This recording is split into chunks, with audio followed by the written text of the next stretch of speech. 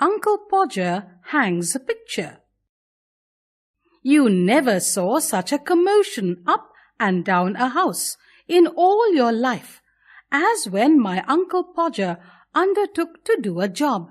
A picture would have come home from the frame makers and be standing in the dining room, waiting to be put up, and Aunt Podger would ask what was to be done with it. "Oh, you leave that to me. Don't you, any of you, worry yourselves about that. I'll do all that." Then he would take off his coat and begin. He would send the girl out for 6 penny worth of nails, then one of the boys after her to tell what size to get, and from that he would gradually work down and start the whole house. "Now you go and get me my hammer, Will," he would shout, "and you bring me the rule, Tom, and I shall want the step ladder, and I had better have a kitchen chair too, and Jim."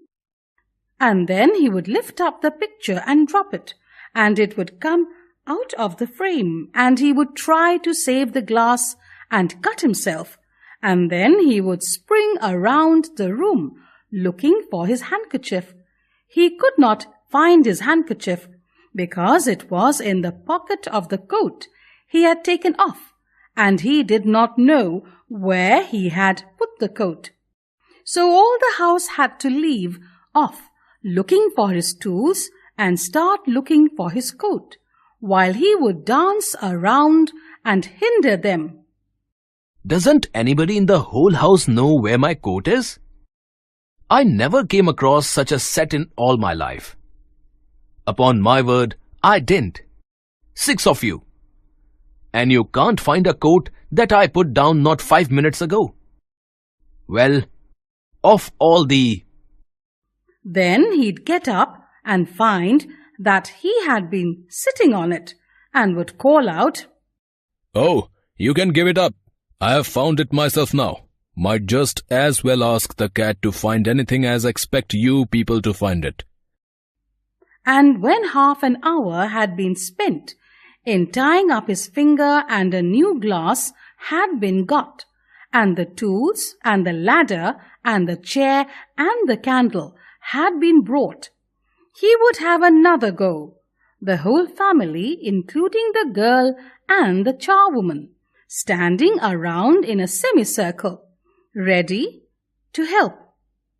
2 people would have to hold the chair, and a third would help him up on it and hold him there, and a 4th would hand him a nail, and a 5th would pass him up the hammer, and he would take hold of the nail and drop it.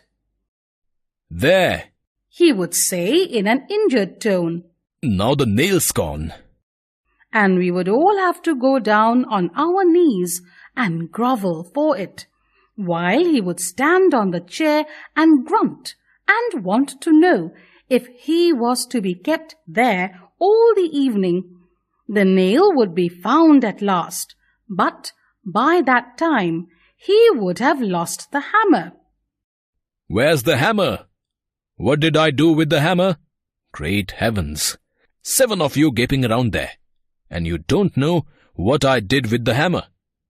At last Uncle Podger would get the spot fixed again, and put the point of the nail on it with his left hand, and take the hammer in his right hand.